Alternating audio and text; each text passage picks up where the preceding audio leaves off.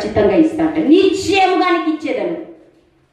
అడుగు వారికి లేదనుకోకుండా, అడుగు వారిని వెనక్కి పంపకోకుండా, అడుగు వారిని త్రోసివేయకోకుండా దేవుడు ఖచ్చితంగా నిశ్చయముగా ఇచ్చేవాడు. హల్లెలూయా. అందుకే ఈ రోజు మనం దేవుడి వాక్యంలో నుంచి నేర్చుకునేది తెలుసా, ప్రభువు మెచ్చేటువంటి వాడే యోగ్యుడు. ఆ యోగ్యుడు ఎవరంటే ప్రభు యొక్క మెప్పును పొందేటువంటి వాడే. ఆ మెప్పును, అధికారాన్ని, ఆయన నామమును, ఆయనను స్వీకరించి రక్షకుడుగా అంగీకరించి బాప్తిసం తీసుకొని సంఘంలో చేర్చబడి నువ్వు ఇక్కడ మందిరంలోనికి వచ్చి మొరపెట్టినప్పుడు, ఆయన నామమున ఏది అడిగినా కానీ అడిగినప్పుడు అప్పుడు నిశ్చయముగా నీకు దేవుడు అనుగ్రహిస్తాడు, యోగ్యతనిస్తాడు.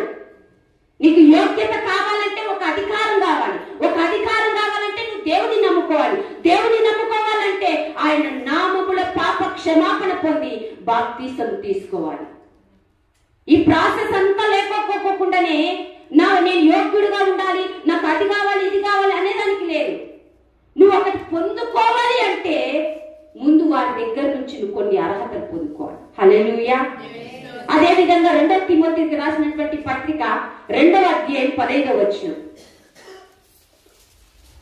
2వ అధ్యాయం 15వ వచనం. దేవుని ఎదుట యోగ్యునిగాను సిగ్గుపడనక్కరలేని పనివానిగాను సత్యవాక్యమును సరిగా చాలండి. దేవుని ఎదుట యోగ్యుడుగా ఉండాలంట. అదేంటంట, సిగ్గుపడలేనటువంటి వారిగా ఉండాలి. సిగ్గుపడాల్సిన అవసరం లేదు. నువ్వు దేవుని దగ్గర మెప్పు పొందినటువంటి వ్యక్తివి, యోగ్యత పొందినటువంటి వ్యక్తివి, అధికారం పొందినటువంటి వ్యక్తివి, ఆయనను అంగీకరించినటువంటి వ్యక్తివి, ఆయన నామములో పాప క్షమాపణ పొందిన వ్యక్తివి. నువ్వు సిగ్గుపడాల్సిన అవసరం లేదు. ప్రభు దగ్గరికి వస్తున్నప్పుడు సిగ్గుపడాల్సిన అవసరం లేదు. బైబిల్ పట్టుకోవడానికి సిగ్గుపడాల్సిన అవసరం లేదు. మందిరానికి రావడానికి సిగ్గుపడాల్సిన అవసరం లేదు. నువ్వు దేవుని ఎదుట యోగ్యుడవి. దేవుడు నిన్ను మెచ్చుకున్నాడు. దేవుడు నీకు యోగ్యతనిచ్చాడు, అధికారం ఇచ్చాడు. కాబట్టి మనం ఎవ్వరికి దేనికి సిగ్గుపడాల్సిన అవసరం లేదు. హల్లెలూయా. అందుకే దేవుని ఎదుట యోగ్యుడుగా ఉండడానికి సిగ్గుపడాల్సిన అవసరం లేదు. నేను దేవుని నమ్ముకున్నానని చెప్పుకోవడానికి సిగ్గుపడాల్సిన అవసరం లేదు. దేవుని దగ్గరికి వెళ్తున్నానని చెప్పుకోవడానికి సిగ్గుపడాల్సిన అవసరం లేదు. సిగ్గుపడేవాడు ఎవడు? తప్పు చేసేటువంటి వాడు, పనికి మారినటువంటి పనులు చేసేవాడు, అవమానకరమైనటువంటి కార్యాలు చేసేవాడు, అసహ్యకరమైనటువంటి కార్యాలు చేసేవాడు సిగ్గుపడతాడు. కానీ మనం ఎందుకు సిగ్గుపడాలి? ప్రభువు ఎదుట యోగ్యతను సంపాదించుకున్న వారం కదా, ప్రభుతో మెప్పు పొందుకున్నటువంటి వారం కదా, దేవుని ఎదుట యోగ్యులంగా వంచబడ్డాం కదా. మరి మనం ఎందుకు సిగ్గుపడాలి? ప్రార్థన చేసుకోవడానికి ఎందుకు సిగ్గుపడాలి?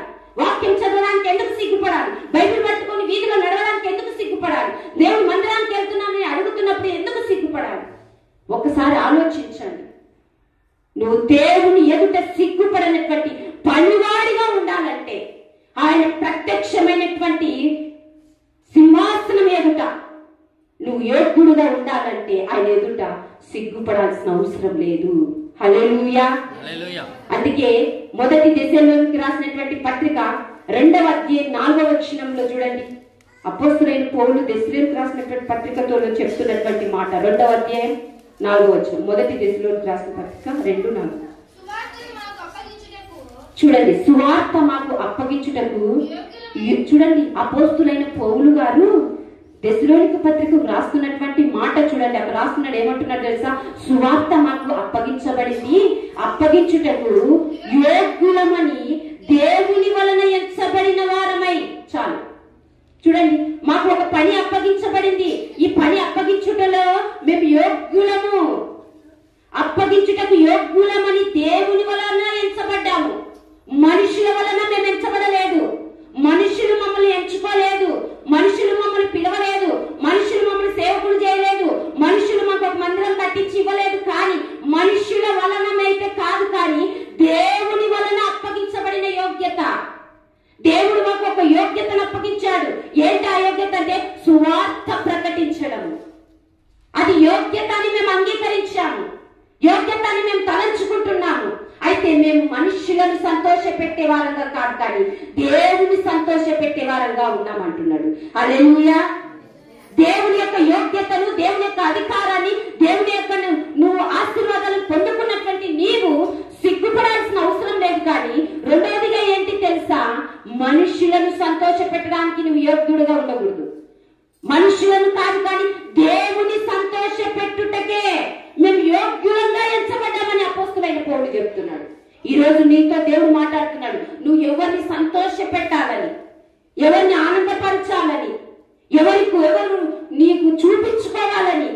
నీ యోగ్యతను కనపరుస్తున్నాం. దేవుడు మనకు అప్పగించినటువంటి పని, దేవుడు మనకి ఇచ్చినటువంటి యోగ్యతను బట్టి మన మనుషులను కాదు సంతోష పెట్టాల్సింది. ఈ రోజు సేవ చేస్తున్నటువంటి మేము మిమ్మల్ని సంతోష పెట్టాలని వాక్యమును బోధించామనుకో, మిమ్మల్ని సంతోష పెట్టాలని ప్రోగ్రామ్స్ సంఘ కార్యక్రమాలు చేశామనుకో, అది వ్యర్థమే.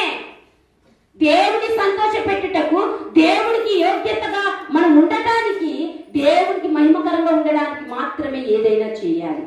హల్లెలూయా. అదే చెప్తున్నాడు, మేము మనుషులను సంతోష పెట్టువారు కాక మా హృదయం పరిశీలించు దేవుడు సంతోష పెట్టువారమై బోధించుచున్నాము అంటున్నాడు. హల్లెలూయా. ఈరోజు దేవుని వాక్యంలో నుంచి మనం కొన్ని విషయాలు నేర్చుకున్నాం. అసలు యోగ్యులు అంటే ఎవరు అనేది కొన్ని విషయాలు మనం ధ్యానం చేస్తున్నాం. ఇదంతా కూడా ఇంట్రడక్షన్. అయితే ఇప్పుడు నుంచి వాక్యాన్ని మనం ధ్యానం చేయాలి. ఎవరు యోగ్యులు? ప్రభువును మెచ్చుకునేటువంటి వారు యోగ్యులు అని చెప్పాం. అధికారం, యోగ్యతగా ఉన్న వారికి అధికారం అనుగ్రహించబడుతుందని చెప్పాను. ఆ అధికారం ఎలా అంటే తను అంగీకరించు వారికి అధికారాన్ని ఇస్తారని చెప్పాను. అంగీకరించడం అంటే పాప క్షమాపణ పొంది బాప్తిసము తీసుకొని పశ్చాత్తాపడి ప్రభుని అంగీకరించడం అని చెప్పాను. అయితే ఇది కాకుండా ఎవరు యోగ్యులు? ప్రభువు మెచ్చుకునేటువంటి వారు యోగ్యులు అంటున్నారు, కానీ ఎవరు యోగ్యులు అనేది దేవుని వాక్యంలో నుంచి ధ్యానం చేసుకుందాం. మరి దేవుని దృష్టికి యోగ్యులుగా ఉండాలి, అర్హత పొందిన వారంగా ఉండాలి, ఆశీర్వదించబడినటువంటి వారంగా మనం ఉండేటువంటి వారంగా ఉండాలి. నెంబర్ 1 చూద్దాం, ఎవరు యోగ్యులు? మరి దేవుని దృష్టికి యోగ్యులు ఎవరు? నేను కూడా యోగ్యురాలుగా ఉండాలనుకుంటున్నా. దేవుని దగ్గర నుంచి ఒక అధికారాన్ని పొందుకోవాలనుకుంటున్నా. ఆయన రాజ్యంలో నేను కూడా ఆయన సింహాసనం ఎదుట నిలబడి ఆయన సింహాసనం మీద నేను కూడా కూర్చోవాలనుకుంటున్నా. పరలోక రాజ్యానికి నేను కూడా వెళ్ళాలనుకుంటున్నా. నేను అడుగు వాటినన్నిటిని ఆయన ద్వారానే పొందాలనుకుంటున్నా. అంటే ఎవరు యోగ్యులు? అసలు నీకు అర్హత అనేది ఉండాలి, యోగ్యత అనేది ఉండాలి. నెంబర్ 1 చూద్దాం, మరి దేవుని దృష్టికి ఎవరు యోగ్యులు అంటే లూకా సువార్త 19వ అధ్యాయం 9వ వచనం. లూకా సువార్త 19వ అధ్యాయం. అందుకు యేసు ఇతడు అబ్రహాము కుమారుడే, ఎందుకనగా నేడు నీ ఇంటికి రక్షణ వచ్చి ఉన్నది. చాలు, ఇక్కడ ఒక వ్యక్తి కనిపిస్తున్నాడు, చెక్కయ్య. ఎవరు? చూడండి, పొత్తివాడినటువంటి చెక్కయ్య ఇక్కడ ఏం చేస్తున్నాడు తెలుసా? 19వ అధ్యాయం 9వ వచనం చూస్తే, నేడు ఈ ఇంటికి రక్షణ వచ్చి ఉన్నది. అందుకు యేసు చెప్తున్నా చూడు, ఇతడు అబ్రహాము కుమారుడే, ఎందుకనగా నేడు ఈ ఇంటికి రక్షణ వచ్చి ఉన్నది. ఏ ఇంటికి? ఒక పాపి అయినటువంటి చెక్కయ్య ఇంటికి రక్షణ వచ్చి ఉందంట. అప్పటి వరకు అన్యాయంగా దోచుకున్నటువంటి డబ్బు, అప్పటి వరకు అన్యాయం చేస్తూ, ఇతరుల దగ్గర మోసాలు చేస్తూ, అక్రమం చేస్తూ, దౌర్జన్యం చేస్తూ బ్రతుకుతున్నటువంటి వ్యక్తి దేవుడు దర్శించగా, దేవుడు మార్చగా అతని ఇంటికి రక్షణ వచ్చింది. నెంబర్ 1, ఎవరు యోగ్యులు అంటే రక్షణను స్వీకరించేటువంటి వాడు. రక్షణను ఎవరైతే స్వీకరిస్తారో అందరిళ్ళకి వస్తుంది రక్షణ. అందరికీ రక్షణ దేవుడు అనుగ్రహిస్తాడు. అందరికీ అవకాశాలు వస్తాయి, అందరి తలుపులు తట్టబడతాయి. కానీ ఇక్కడ చూడండి, అక్కడ ఉన్నటువంటి చెక్కి అనేటువంటి ఇంటికి, తన ఇంటికి ఏమొచ్చిందంటే రక్షణ వచ్చింది. వచ్చిన రక్షణను మనం ఏం చేయాలి తెలుసా? స్వీకరించాలి.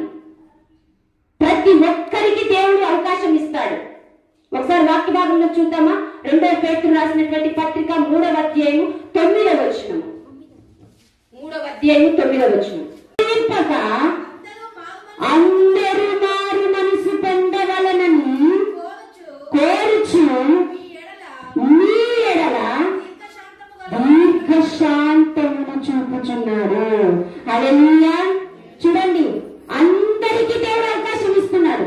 అందరూ మారాలని, అందరూ మారు మనసు పొందాలని, అందరూ పరలోకం వెళ్ళాలని, అందరూ కూడా దేవునితోనే ఉండాలనేసి కోరుకుంటున్నాడు. కానీ అవకాశం ఇస్తున్నారు. కానీ ఇక్కడ ఏమనుకుంటున్నారు తెలుసా? దేవుడు ఎక్కడుండాలి, పరలోకం ఎక్కడుందిలే, చచ్చిపోతే ఎక్కడికి పోతాంలే, చనిపోతే ఏందోలే అని అనుకుంటూ ఆలస్యం చేస్తున్నారు.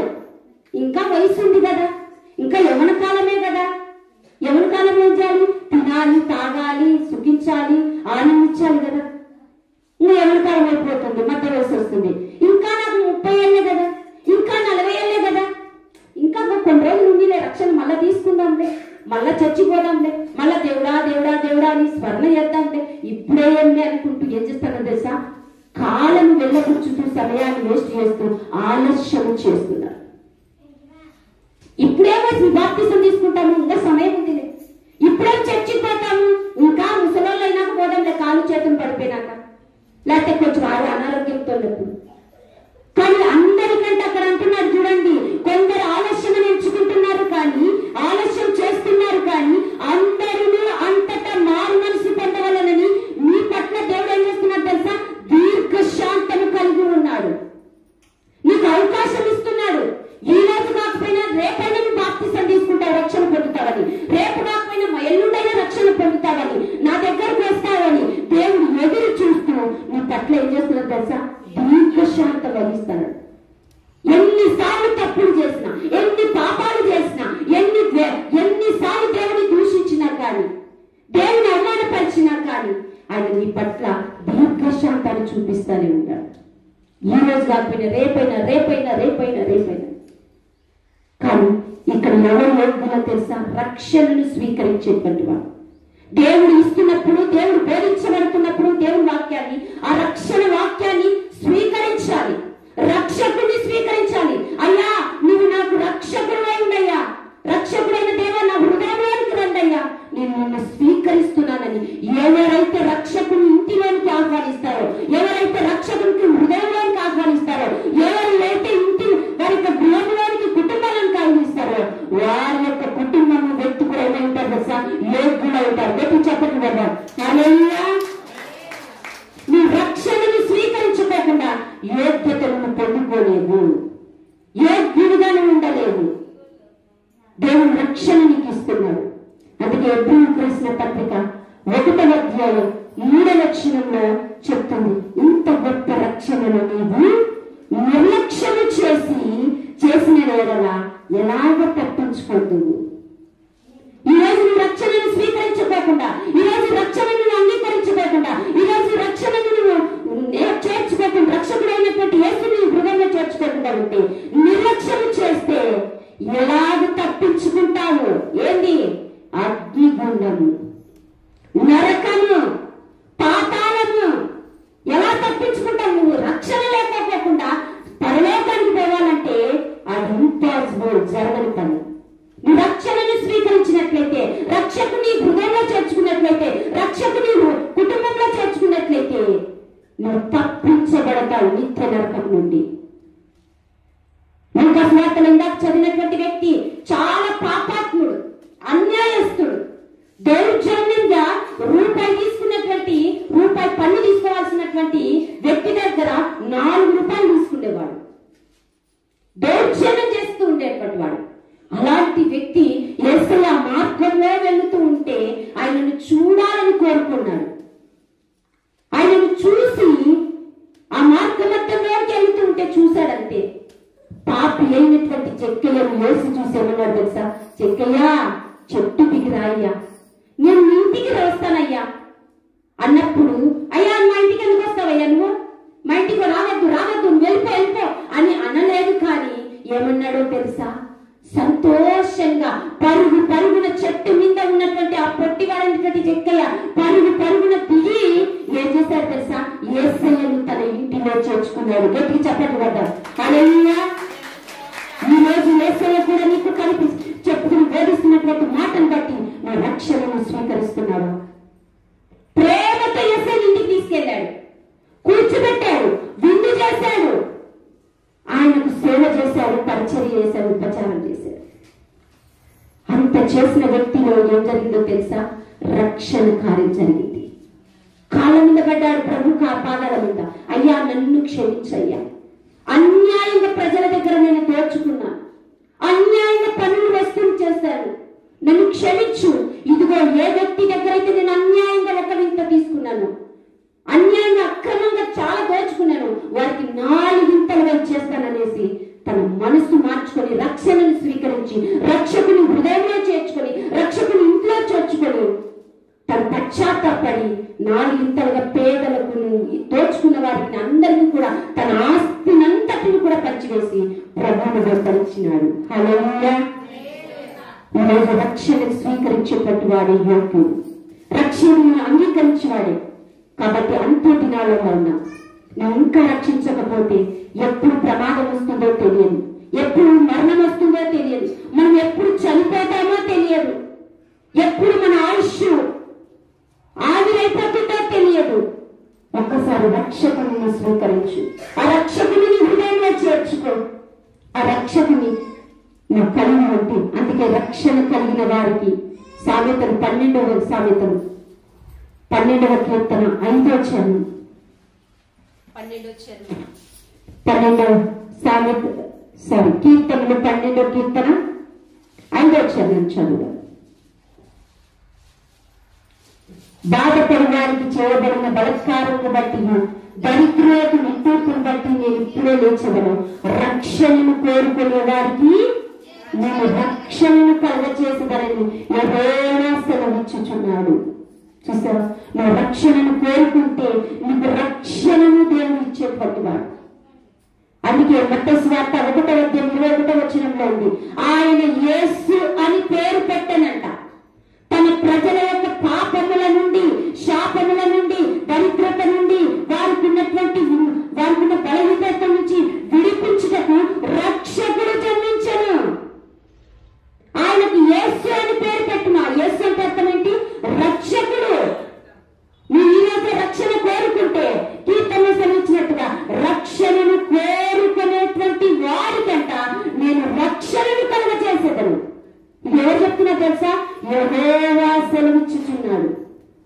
నేను నిన్ను రక్షించాలని కోరుకుంటున్నావా? నేను రక్షిస్తాను. నీకు పాపం నుంటే, శాపం నుంటే, బలహీనత నుంచా, రోగం నుంచా, నీకున్నటువంటి సమస్తమైనటువంటి సమస్యల నుండే దేని నుంచి అయినా రక్షించగలిగినటువంటి సమర్థుడు, రక్షణ కర్త ఎవరంటే మన ప్రభు అయినటువంటి యేసే. హల్లెలూయా. ఈ రోజైన రక్షణను స్వీకరించండి. దేవుడు మీకు పరలోకంలో ఉండే యోగ్యతను దేవుడు అనుగ్రహిస్తాడు. రెండోది చూద్దాం, ఎవరు యోగ్యులంటే రెండోదిగా మత్తయి సువార్త 8వ అధ్యాయం 10వ వచనం. 10వ అధ్యాయం 8వ వచనం. యేసు ఈ మాట విని ఆశ్చర్యపడి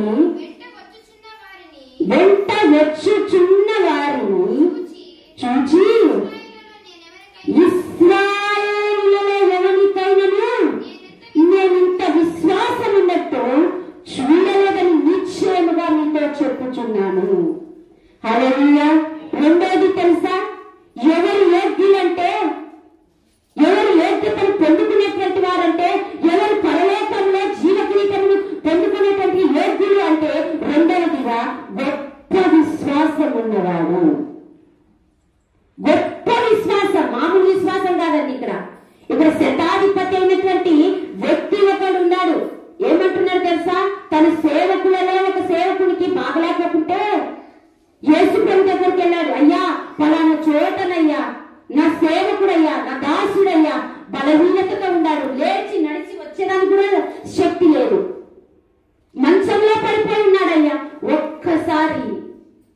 ఒక్కసారి నీ మాట సెలవిస్తే చాలయ్యా అతడు లేచి కూర్చుంటాడు అంటున్నాడు. ఎంత విశ్వాసమో చూడండి. మనమైతే ఏమంటాం తెలుసా? పాస్టర్ గారు నువ్వు రావాలి, పాస్టర్ గారు వచ్చి చేయి పెడితేనే, ప్రార్థన చేస్తేనే, వచ్చి ప్రార్థన చేసిపోతేనే. మంచంలో ఎవరైనా ఉన్నారంటే పాస్టరే రావాలి. ఈ విశ్వాసం ఎట్లా తెలుసా? పాస్టర్ వచ్చే విశ్వాసం. ఈ విశ్వాసం ఎట్లా తెలుసా? పాస్టర్ వచ్చి చేయి పెడితేనే బాగవుతుంది. కానీ ఇక్కడ అట్టనడం లేదు.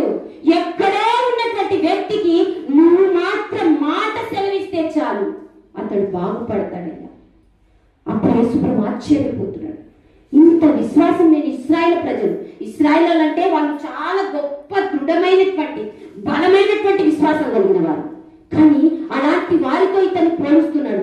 ఇంత విశ్వాసం నేను ఇశ్రాయేలు ప్రజలలో కూడా చూడలేదే. నువ్వు ఇంత విశ్వాసంగా అడుగుతున్నావు చూడు అంటున్నాడు. నిజంగా గొప్ప విశ్వాసాన్ని మనం కలిగి ఉండాలి. మనిషి వచ్చి ప్రార్థన చేస్తే కాదు, సెల్లో ప్రార్థన చేసినా గానీ దేవుడు స్వస్థపరుస్తాడు.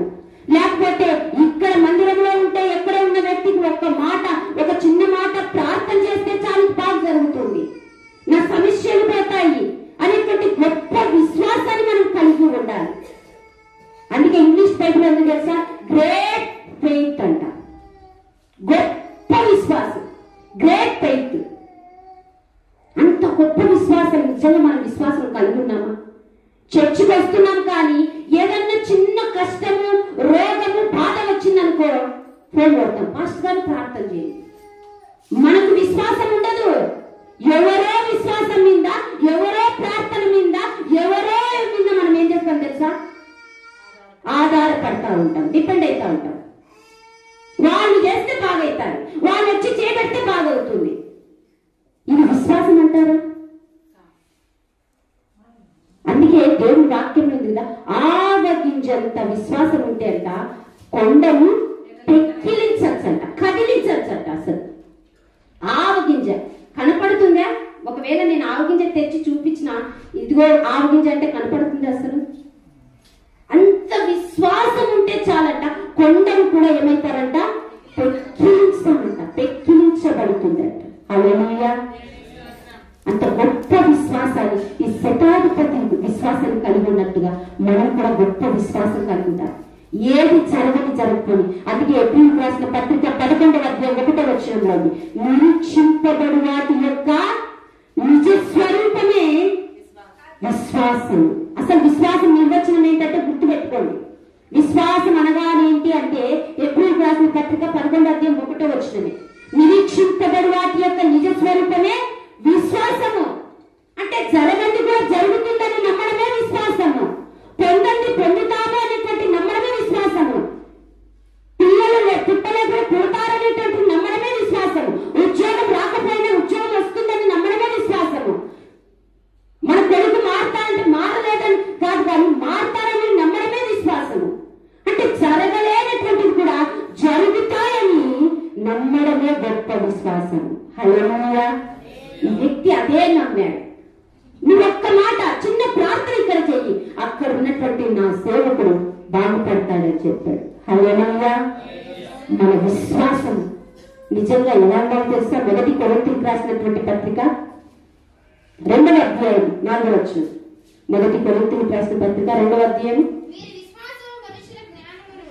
మీ విశ్వాసము మనుషుల జ్ఞానాన్ని ఆధారం చేసుకోక దేవుని శక్తిని ఆధారం చేసుకొని ఉండగలను. చాలు. ఎలా ఉండాలంట? మన విశ్వాసం ఎలా ఉండాలి? మనుషుల మీద ఆధారపడకూడదు, మనుషులను ఆధారం చేసుకోకూడదు.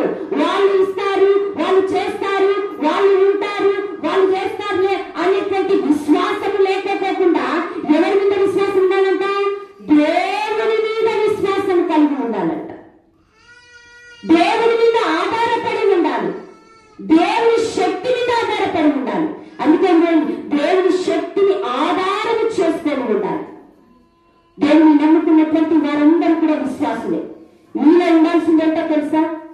మనుషులను నమ్ముకోవాకండి, వ్యక్తులను నమ్ముకోవాకండి, అధికారులను నమ్ముకోవాకండి. అందుకే 118వ కీర్తన 8వ చరణం ఉంది, మనుషులను నమ్ముకొనుట కంటే, రాజులను నమ్ముకొనుట కంటే యెహోవాను ఆశ్రయించుట మేలు. మనుషులను నమ్ముకొనుట కంటే యెహోవాను ఆశ్రయించుట మేలు. రాజులను, అధికారులను, మనుషులను వీళ్ళని నమ్ముకొను కంటే వాళ్ళ కాళ్ళు పట్టుకొని, వాళ్ళ ఇళ్ళందరూ తిరిగి, వాళ్ళ పాదాలు పట్టుకొని, వాళ్ళకి డబ్బులు పెట్టి అన్ని చేసేదానికంటే దేవుని శక్తి మీద ఆధారపడి ఉండడం నేను. అందుకే దేవుని శక్తి గలవాడు నా జబ్బును పోగొట్టగలడు, దేవుడు శక్తివంతుడు నాకు కార్యం చేయగలడు, దేవుడు శక్తివంతుడు నాకు ఏదైనా ఇవ్వగలడు అనేటువంటి గొప్ప విశ్వాసం కలిగిన వాడే ఉంటాడు. అట్లాంటి విశ్వాసాన్ని మనం కలిగి ఉండాలి. అట్లాంటి విశ్వాసంతో దేవుని దగ్గర మనం పోరాడాలి. బైబిల్లో ఒక వ్యక్తి ఉన్నాడు, ఎంత విశ్వాసమో తెలుసా? రోమ పత్రిక 4వ అధ్యాయం వాక్య భాగంలో నుంచి చూద్దాం. మాటలతో కాదు కానీ వాక్యాలను మనం రుజువు చేసుకున్నట్లయితే ఎంతో బలపడతాం. 4వ అధ్యాయం 19వ వచనం. ఎంత గొప్ప విశ్వాసం కలిగినటువంటి వ్యక్తి. ఈ వ్యక్తిని బట్టి నిజంగా మనం చాలా విషయాలు నేర్చుకోవాలి. 4వ అధ్యాయం 19వ వచనం. రోమ పత్రిక 4వ అధ్యాయం 19వ వచనం.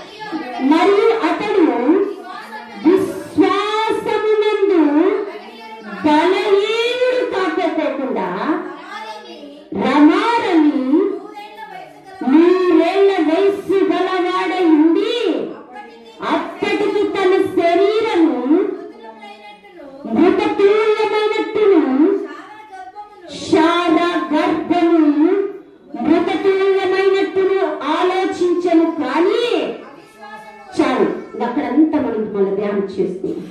చూడండి, అబ్రహాము అనేటువంటి వ్యక్తి అంట విశ్వాసమును బట్టి విశ్వాసమునందు బలహీనుడు కాలేదంట. అప్పటికి పిల్లలు లేరు ఆయనకు. దేవుడేమో వాగ్దానం చేశాడు, అబ్రహాము నీకు సంతానాన్ని ఇస్తానయ్యా, నీకు చక్కటి కుమారుని ఇస్తానయ్యా, ఆకాశ నక్షత్రముల వలె ఇసుక రేణుల వలె నీకు సంతానం కలుగుతుందని చెప్పాడు. 10 సంవత్సరాలైంది, గర్భం లేదు. 15 సంవత్సరాలైంది, గర్భం లేదు. 20 సంవత్సరాలైంది, గర్భం లేదు.